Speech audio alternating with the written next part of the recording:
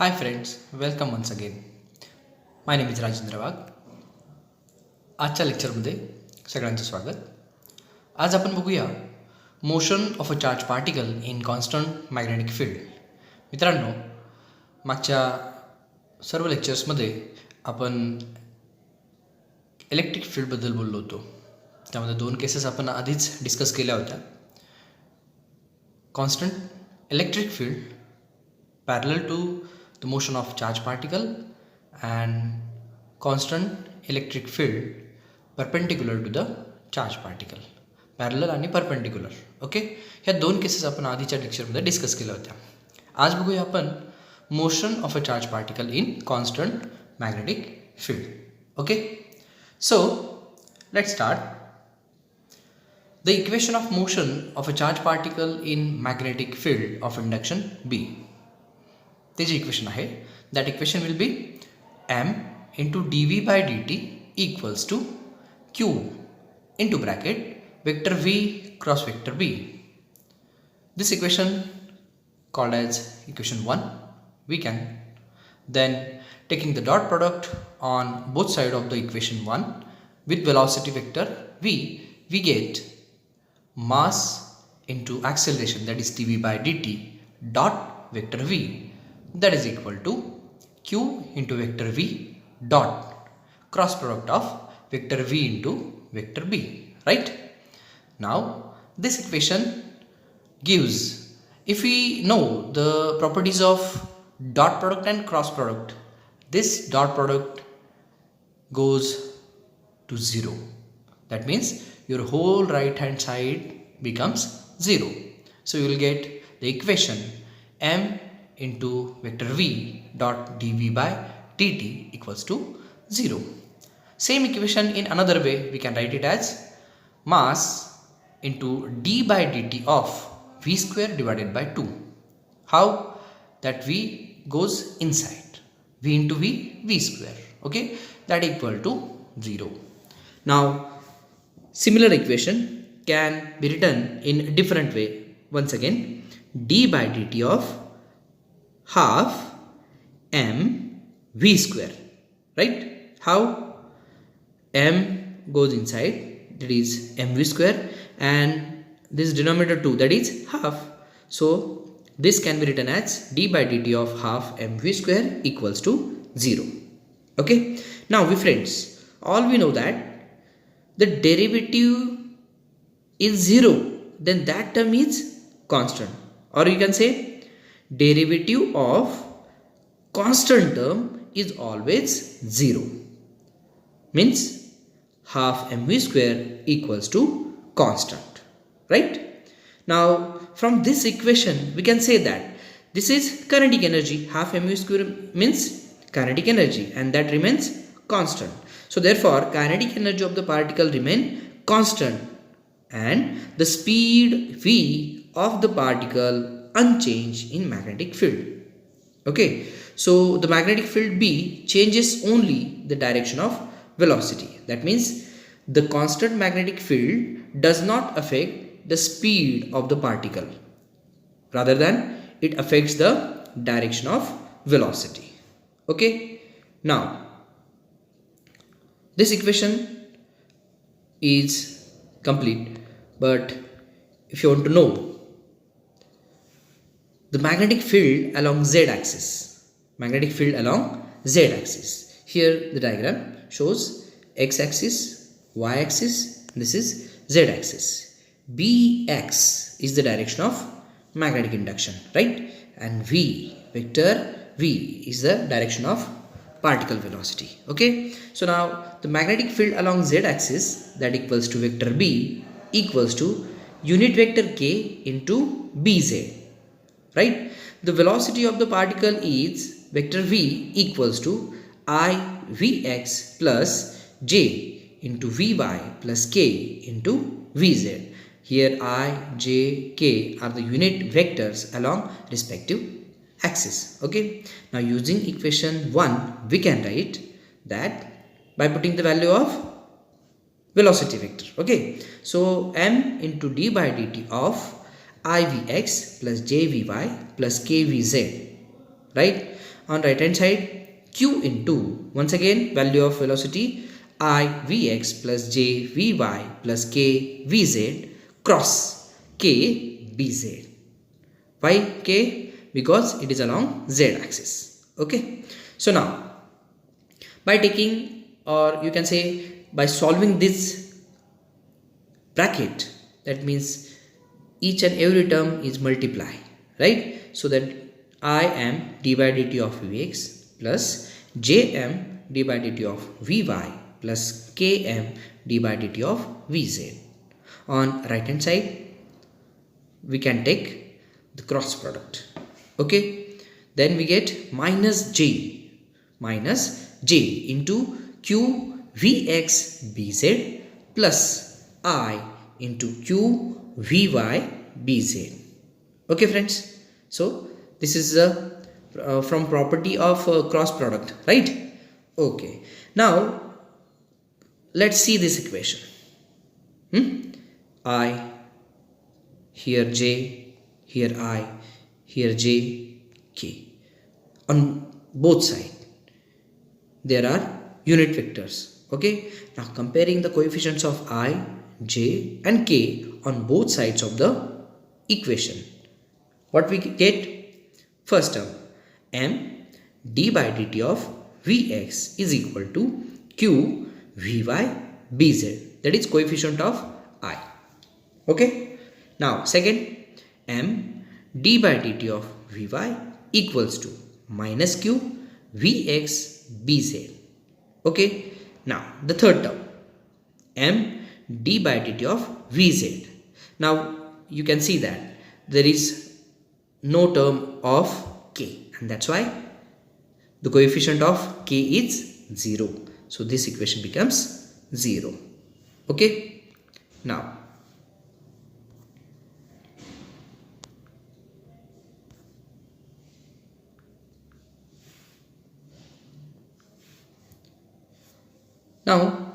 we can see dvx by dt equals to qbz by m into vy.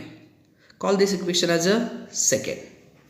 Now next is dvy by dt equals to minus qbz by m into vx. Call as equation 3. Last one is dvz by dt equals to 0, that is equation 4. Okay, so we obtain this equation from previous 3 equation. Okay, right? Now let me consider omega is equal to qbz by m, right? That is, these brackets are considered as a constant omega. Then we rewrite these above equations like dvx by dt equals to omega into vy. This is right, second equation transform into equation 5, right? Now similarly equation third transform into equation 6 like dvy by dt equals to omega into vx, and last one dvz by dt equals to 0. Okay friends, now we can see the equation 5 and 6 are coupled equations. What is meant by coupled equation? Now you can see that here on left side vx and right side vy. Okay, here vy is on left side, right hand side vx. Okay, now we can conclude that the acceleration along x axis or x direction depends on velocity along y direction. Okay, what? Acceleration along x direction depend upon velocity along y direction, and in second equation acceleration along y direction depend upon velocity along in x direction. Okay, so this is the transform equations. Then now differentiating the equation 5 with respect to t, equation 5 with respect to t, then we get double derivative, that is d square vx by dt square equals to dvy by dt into omega, right? Now using equation 6 in above equation, that is this obtained equation, we get conversion d square Vx by dt square equals to minus omega square into Vx. That is, we just put up the value of dvy by dt into this equation. Okay, then we get this equation. That equation called as a equation 8, right? Because it is get transferred into like this. Just we have to transfer the right hand side term into left hand side. Okay, now d square Vx by dt square plus omega square into Vx equals to 0. That is equation 8, right? Now the solution of equation 7 can be written as equation 7 can be written as Vx equal to V naught sine of omega t plus phi. That can call equation 9. Now differentiating this equation with respect to timing, we get dvx by dt equals to V naught as it is, sine of something, that is its derivative is cos omega t plus phi, and once again this is derivative of omega t, that is omega. Now you get this equation. That equation is so called as 10th equation, right? Now from equation 5 and 10, we get omega Vy equals to V naught omega cos omega t plus phi, right? Now omega on both sides get cancelled. You will get Vy equals to V naught cos of omega t plus phi. That equation we can call 11th. Now integrating 7th equation, we get Vz equals to Vz naught, that is equal to constant, and that can be called as equation 12. Okay, then we have Vx is equal to dx by dt, that is velocity along x-axis, that is rate of change of displacement along x-axis with respect to timing. Similarly, Vy is equal to dy by dt, Vz equal to dz by dt. Okay, now we can write dx by dt equals to V naught sine of omega t plus phi, right? Now integrating this equation, we get x equal to V naught by omega cos of omega t plus phi plus x naught. X naught is what? Constant of integration, right?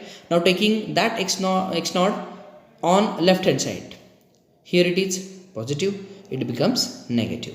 So x minus x naught equals to V naught divided by omega cos of omega t plus phi, called as equation 13. Now here x naught is constant of integration and indicates initial position along x-axis. What? Initial position along x-axis. Now from equation 11, we get dy by dt equals to V naught cos of omega t plus phi. Now integrating once again this equation, we get y equals to V naught divided by omega, that is negative V naught divided by omega sine of omega t plus phi plus y naught.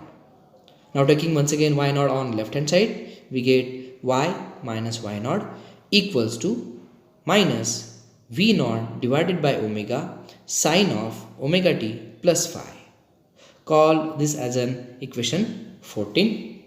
Okay friends. Now from equation 12, we get dz by dt equals to Vz naught, right?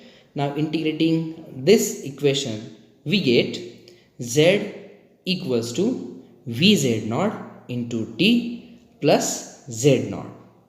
Okay, this equation called as 15. Now here z naught is what?